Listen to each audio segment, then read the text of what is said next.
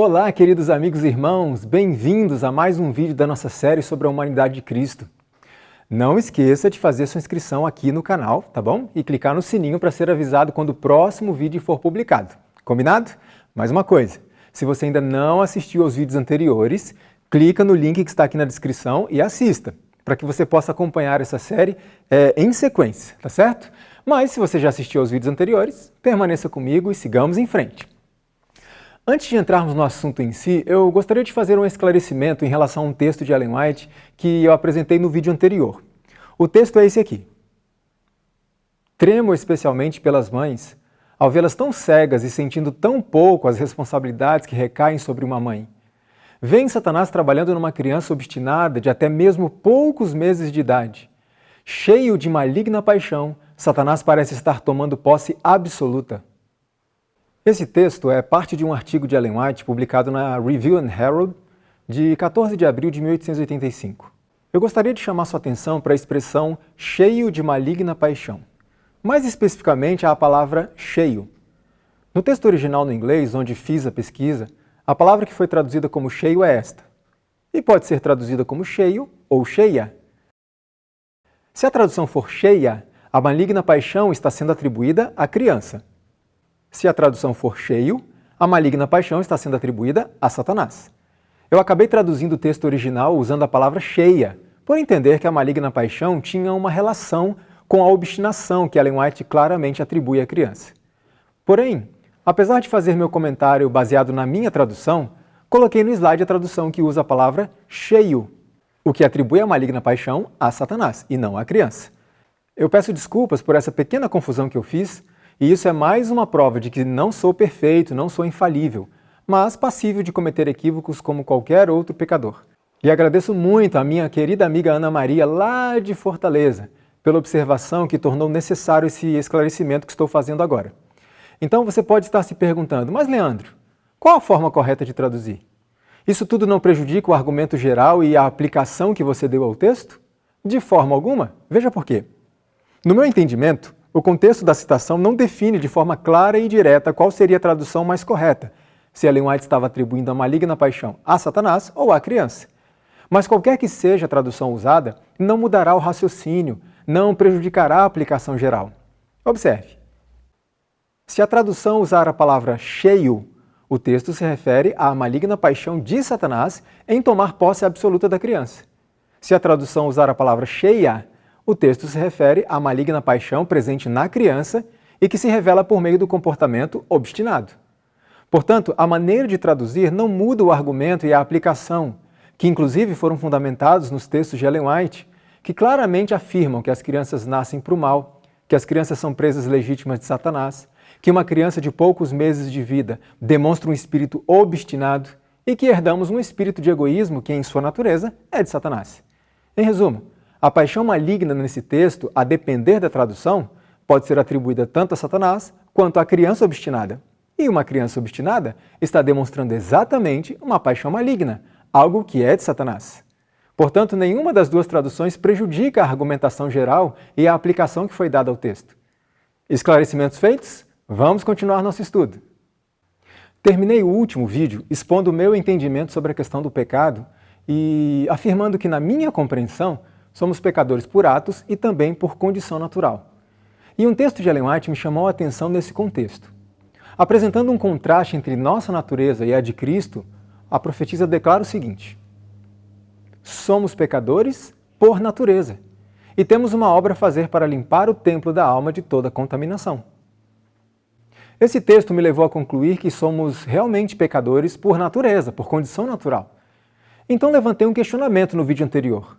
E quanto à citação da própria Ellen White, que afirma claramente que a única definição de pecado é a transgressão da lei? Não é necessário decidir conscientemente pecar para que eu seja considerado um pecador?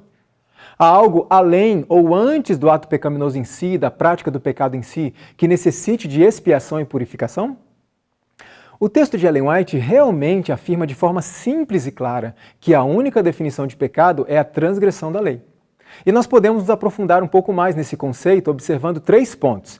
Primeiro, como nós vimos no vídeo anterior, a transgressão da lei não se limita a atos exteriores, mas somos culpados também por nossos pensamentos, intenções e até desejos errados, mesmo que não haja a prática, mesmo que não haja o ato em si. Veja uma declaração que Ellen White fez. As negras paixões que permanecem ocultas à vista dos homens, a inveja, o ódio, o sensualismo, a ambição, as maquinações perversas nos profundos recessos do coração, ainda não executadas por falta de oportunidade, tudo isso a lei de Deus condena. Então, em primeiro lugar, em algumas circunstâncias, a lei nos condena mesmo antes de praticarmos atos pecaminosos. Em segundo lugar, a transgressão da lei pode ser consciente ou inconsciente. E mesmo sendo inconsciente, necessita de expiação. Lembre-se do exemplo de Guilherme Miller, que eu usei no vídeo anterior. E terceiro ponto, observe um detalhe no texto de Ellen White que muitas vezes passa despercebido. Nossa única definição de pecado é a que é dada na palavra de Deus. É quebrantamento da lei. É o efeito, é o quê? É o efeito de um princípio em conflito com a grande lei do amor, que é o fundamento do governo divino. Você observou o detalhe no texto? Em se tratando de pecadores como nós, a transgressão da lei de Deus, os atos pecaminosos em si, são apenas o efeito, o resultado de um princípio, algo que nos leva à transgressão da lei. Agora veja esse próximo texto. A verdadeira obediência é o resultado de um princípio interior. Ela surge do amor à justiça, do amor à lei de Deus. A verdadeira obediência, veja bem, a verdadeira obediência é o resultado de um princípio interior, algo que nos leva à verdadeira obediência. Ou seja, assim como a verdadeira obediência é o resultado do princípio da grande lei do amor, a transgressão é o resultado do princípio em conflito com a grande lei do amor. E que princípio é esse? O orgulho, o egoísmo. Nós podemos observar essa realidade na experiência de Lúcifer. Antes de seu ato, antes de sua ação de transgressão da lei de Deus, veja o que aconteceu. Lúcifer achou-se repleto de orgulho por sua própria glória. Lúcifer, no céu, desejou ser o primeiro em poder e autoridade. Quando, com seu exército rebelde, foi lançado fora das cortes de Deus, continuou na terra a obra de rebelião e interesse egoísta. Eu pergunto, em primeira instância, o ato de transgressão da lei de Deus é que produziu o orgulho, produziu o egoísmo em Lúcifer? Ou o orgulho, o egoísmo despertado em Lúcifer é que produziu o ato de transgressão da lei de Deus? O que veio primeiro? O orgulho, o egoísmo ou a transgressão? No meu entendimento, antes do ato de transgressão em si, antes do ato pecaminoso, Lúcifer permitiu que o orgulho, que o egoísmo tivesse lugar em seu coração. E como isso aconteceu é um grande mistério. Mas o efeito disso, o efeito do que aconteceu no coração, na mente de Lúcifer, foi o ato pecaminoso, a transgressão da lei de Deus. Exatamente o que Ellen White afirma. A transgressão da lei é o efeito, é o resultado, é a consequência de um princípio, de algo anterior ao ato e que leva ao ato de transgredir. O espírito de orgulho, de egoísmo que está no coração. No caso de Lúcifer, esse espírito surgiu misteriosamente. No caso dos demais anjos que caíram com ele, esse espírito foi incitado pelo próprio Lúcifer e então eles transgrediram a lei de Deus. No caso de Adão e Eva, esse espírito também foi incitado por Satanás e então eles transgrediram a lei de Deus. Veja o que a Bíblia diz. E viu a mulher que aquela árvore era boa para se comer e agradável aos olhos e árvore desejável para dar conhecimento. Quem disse a Eva que aquele fruto daria entendimento, conhecimento? Foi Satanás. Veja o que Ellen White comenta a respeito disso. Satanás desejava infundir a ideia de que pelo comer da árvore proibida eles receberiam uma nova e mais nobre espécie de conhecimento do que até então tinham alcançado. E onde entra o espírito de orgulho, o espírito de egoísmo que foi incitado por Satanás em Eva? Veja esse texto. Eva pensava ter capacidade própria para decidir entre o certo e o errado. Portanto, assim como fez com os anjos, Satanás incitou em Adão e Eva o espírito de orgulho próprio, de independência, de egoísmo, que é justamente o amor aos próprios interesses, a submissão à própria vontade em lugar da vontade de Deus. E o efeito, o resultado desse espírito foi a transgressão da lei de Deus. Satanás precisou usar algo que parecia bom, uma vez que os anjos, Adão e Eva, não tinham inclinação para o mal, para incitar neles um espírito que os levaria a transgredir. Mas no nosso caso, já nascemos com esse espírito. o que não significa que ele não possa ser subjugado pelo poder de Deus em resposta à nossa decisão consciente, e nós vamos ver isso mais adiante nessa série. Vejamos o que mais a Bíblia revela a respeito disso. Mas cada um é tentado quando atraído e engodado pela sua própria concupiscência. Depois, havendo a concupiscência concebido, dá à luz o pecado, e o pecado, sendo consumado, gera morte. Observe que o pecado nasce da concupiscência má, ou seja, o ato pecaminoso é o resultado, é o efeito da cobiça, do egoísmo, do orgulho que há no coração do homem. Coisas que recebemos como herança, como Ellen White declara.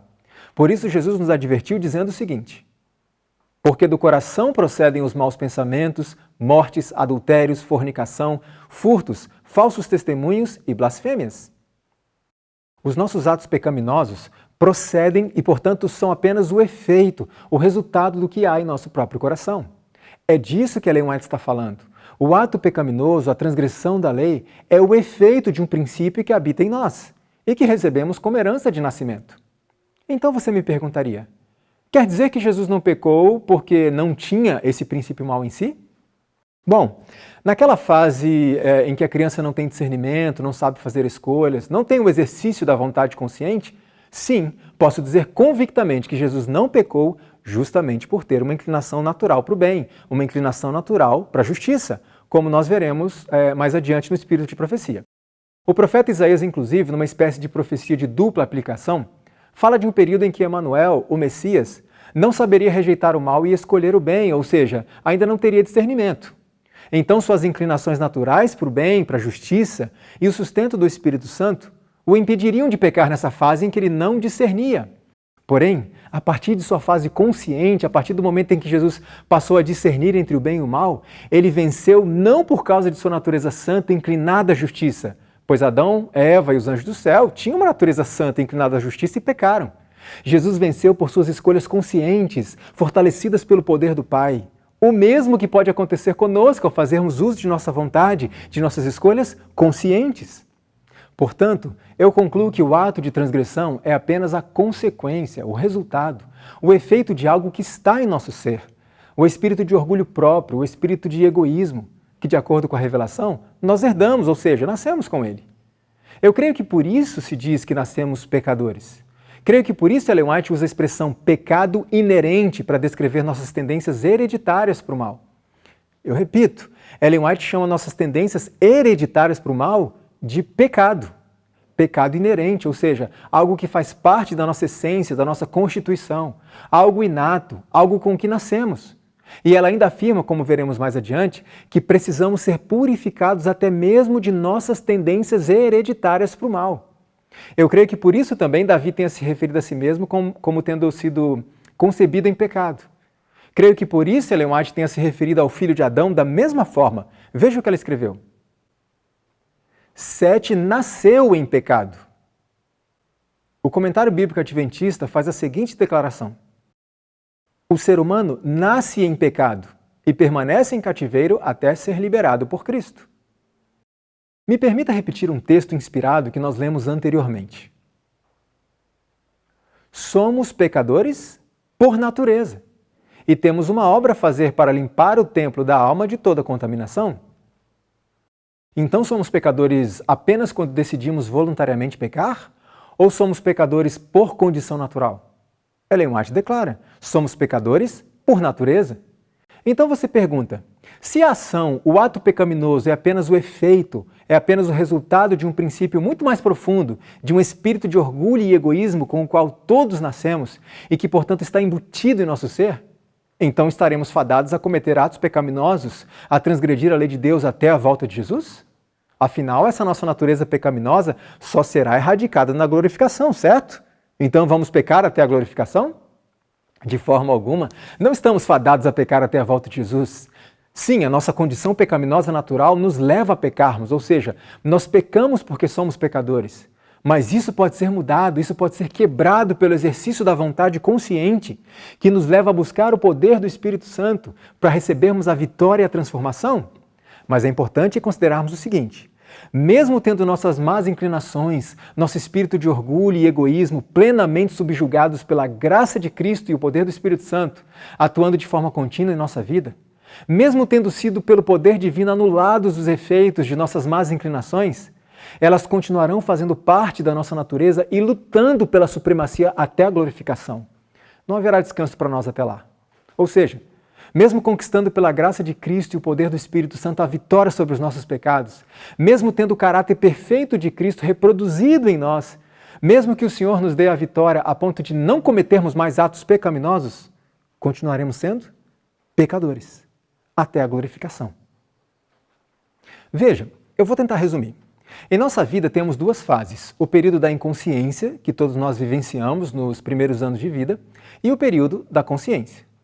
Devido à nossa natureza pecaminosa, com inclinações por que é mal, devido ao espírito de egoísmo que nós herdamos, é inevitável pecarmos nesse período de inconsciência. Não temos nenhum discernimento, nenhum poder de decisão, nenhuma resistência. Como nós vimos anteriormente, não precisamos ser ensinados a fazer o que é mal, a gente já nasce sabendo.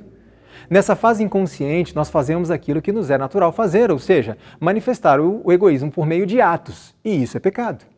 Nossos pais não podem evitar que pequemos em algum momento. Eles podem apenas nos corrigir, refrear, moldar, de forma a sermos gradativamente transformados pelo Espírito Santo em resposta à fé deles. Mas eles só têm condições de nos corrigir quando o erro já se manifestou. Por isso se chama correção. E não há criança neste mundo que não necessite de correção. Portanto, eu creio ser inevitável que pequemos nessa fase de inconsciência. Como vimos antes, essa culpa não nos é imputada, mas não deixa de ser pecado. Numa fase em que não temos discernimento, não temos poder de decisão, não temos condições de controlar nossas vontades, não temos poder para resistir, inevitavelmente faremos o que nos é natural fazer, ou seja, pecar.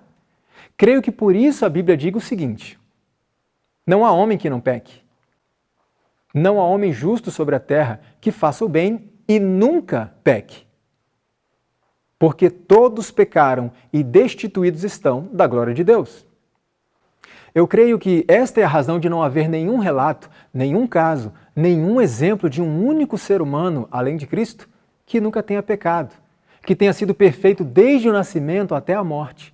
Milênios de história desde que o pecado entrou no mundo, e em tanto tempo não conhecemos absolutamente nenhum ser humano que não tenha pecado. Nenhum. Apenas Cristo não pecou. Por quê? Infelizmente, alguns usam esses textos bíblicos que acabei de ler para justificar a prática deliberada, a prática consciente do pecado, algo como, todo mundo peca mesmo. Outros usam esses textos para justificar uma suposta impossibilidade de vencermos o pecado. Porém, quando passamos à fase da consciência, o exercício da vontade nos permite tomar decisões de ceder ou resistir às nossas próprias inclinações para o mal. A partir do momento em que nos tornamos conscientes, podemos decidir pela derrota ou pela vitória. Mas é claro que precisaremos de uma força, de um poder que está além de nós para vencermos. Nossa natureza não é capaz de nos obrigar a pecar quando temos poder de decisão, ou seja, na fase consciente. A natureza nos induz, nos empurra, nos facilita a prática de atos pecaminosos. Mas o ato de transgressão consciente, veja, transgressão consciente é uma decisão, não uma imposição da natureza pecaminosa.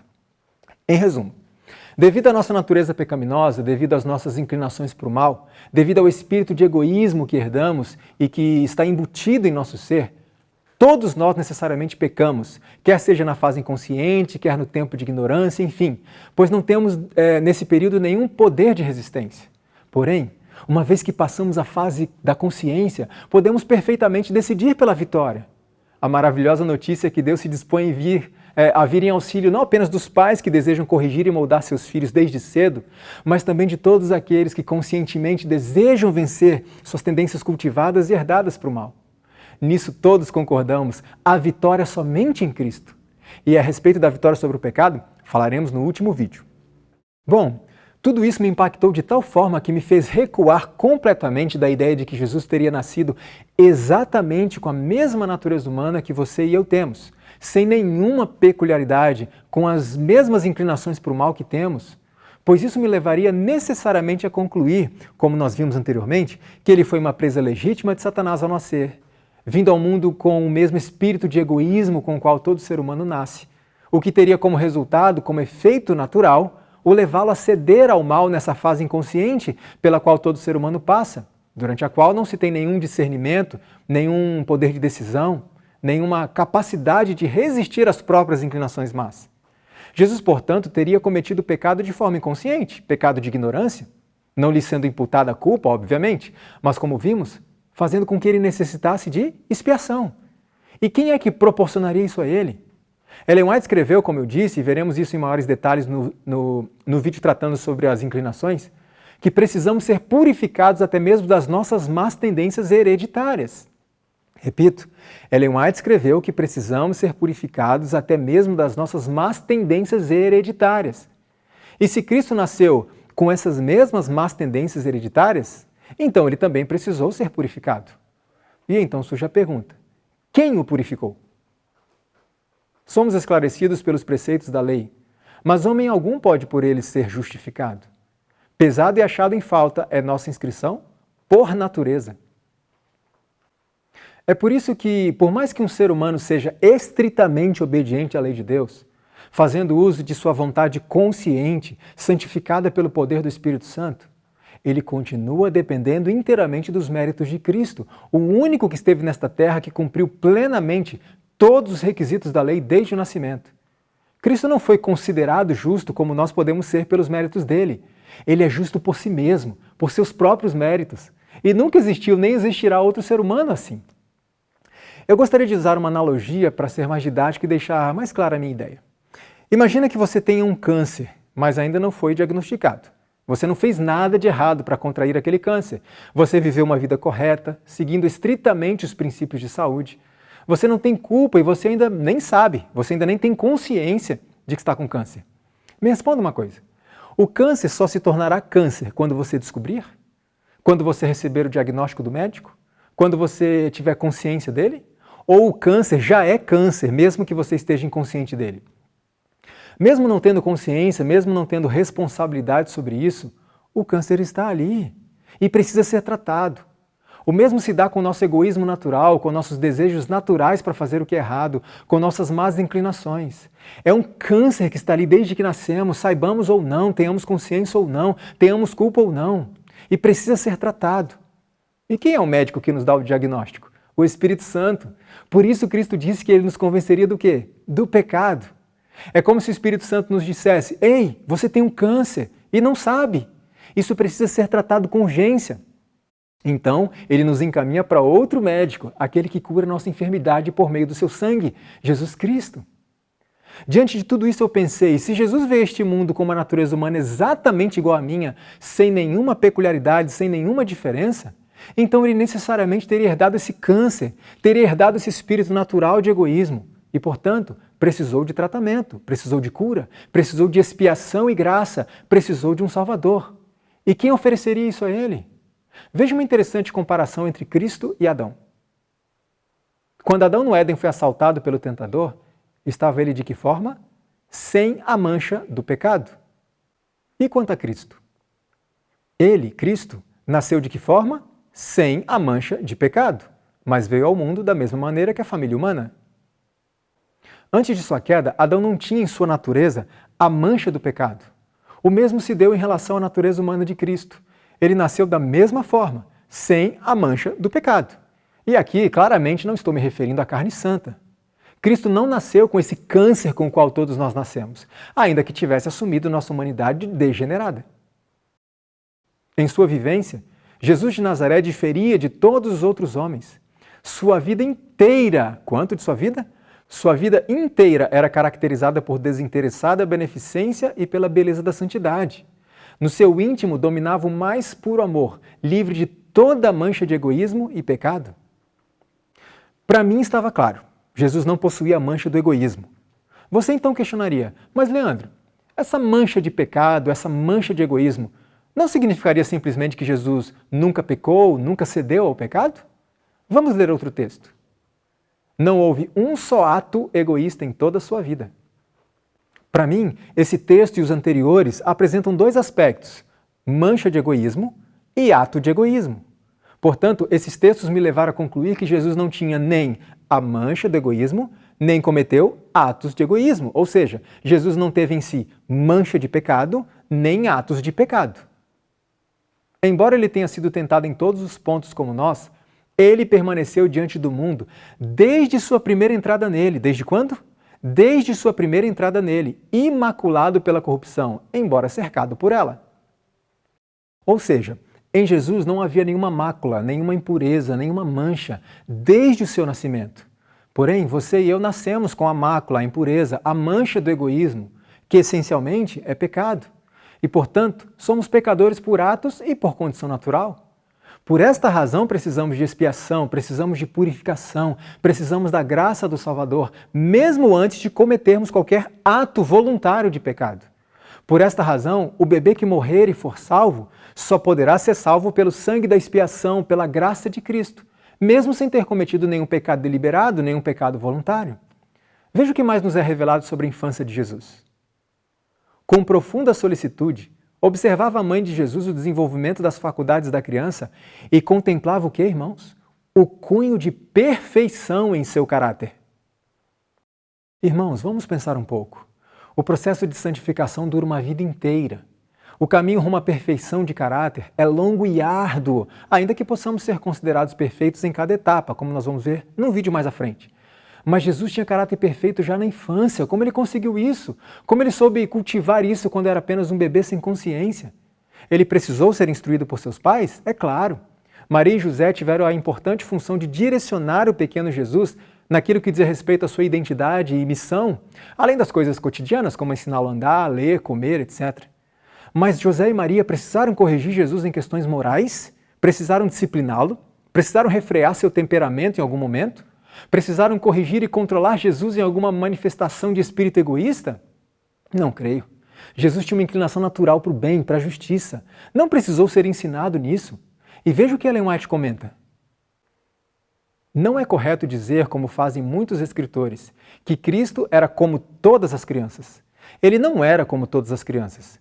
Sua inclinação para a justiça era uma contínua satisfação para seus pais. Você e eu passamos uma vida inteira de luta com Deus para subjugarmos pelo poder do Espírito nossas inclinações para o mal e desenvolvermos inclinações para a justiça.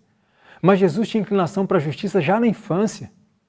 Então alguém poderia protestar da seguinte forma, mas isso representaria para ele uma vantagem em relação a nós, que temos essas más inclinações nos atormentando, nos empurrando para o mal constantemente.